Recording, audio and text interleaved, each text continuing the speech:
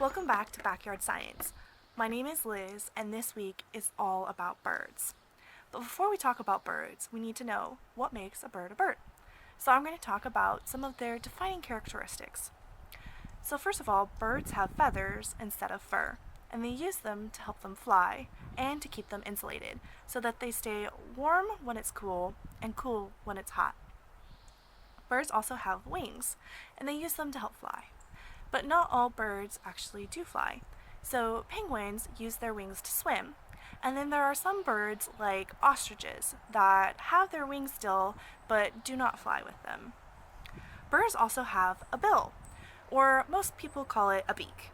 So their bill is actually made of keratin, which is the same compound that we find in our skin, except it's very, very hard. And they use these bills to help eat seeds, crack nuts, eat berries, or whatever it is that they eat as part of their diet. Now, their bill can be very, very specialized depending on their diet, so it'll change shape and depth depending on what they eat. Birds also lay eggs, but when they do, the baby birds inside are not quite ready to hatch yet.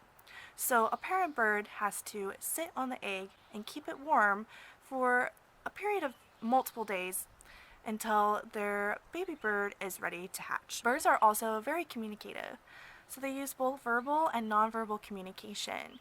I'm going to play a small snippet of birdsong so that you can have a better idea of at least what some of the verbal communication sounds like. Birds also use nonverbal communication, but I'm going to let Erin talk with you a little bit more about that. Birds are also very skilled at navigation. So some birds are migratory, so they'll move very far distances depending on the season and then fly back to their original destination until the next season. And so they repeat every year or so as they move from region to region. But some birds, when they stay in place, they're still using those navigation skills. So they might find like a really good source of food, and then they have to be able to find their way back to the nest, and then go back out and continue doing that. So this is a side view of a bird, just so you can get a better picture of what the defining characteristics on a bird looks like. There's the bill, which is used for eating and can be very specialized depending on what the bird eats. There's the wing, which helps with flying, and the tail, which helps the bird to navigate while flying, to turn and change direction. And then there are coverts. These are just showing the undertail coverts. And they can actually help smooth airflow while the bird is flying so that the bird is not having any issues in the air. And some birds, such as peacocks, their upper tail coverts are actually what that big fan is when you see a peacock, so they can be quite exaggerated in some birds. So for this week's crafts, we are going to make birds out of items that we find out in our yards. So I actually made an example one for you to look at.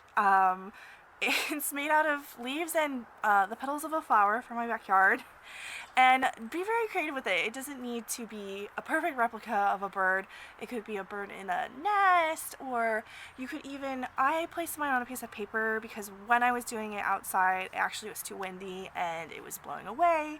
But if you are somewhere where there's not a lot of wind, I would really recommend that you could place it outside so that your bird is maybe laying on the ground next to their nest or on the stump of a tree or wherever you want to put your bird in nature.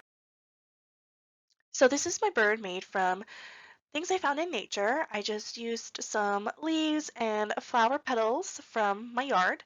Just be sure that before you pick anything or touch anything that you have an adult make sure that it's okay for you to touch because there are a few things in our area that might not be very friendly to your skin.